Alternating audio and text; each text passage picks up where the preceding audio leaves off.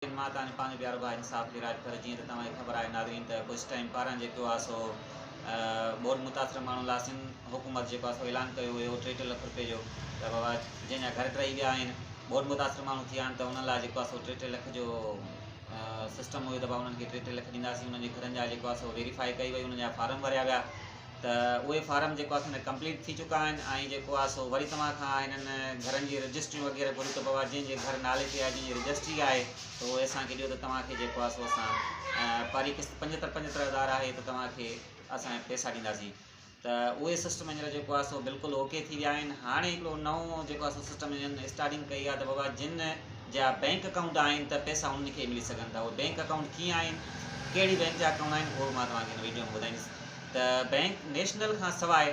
National bank खां सवाइ NCB bank हुजे या कहिड़ी बि बैंक हुजे, तव्हांजो उन में अकाउंट ठहियल हुजे ऐं तव्हां पंहिंजा जेको आहे सो पैसा रिसीव करे सघो था। त जेको आहे सो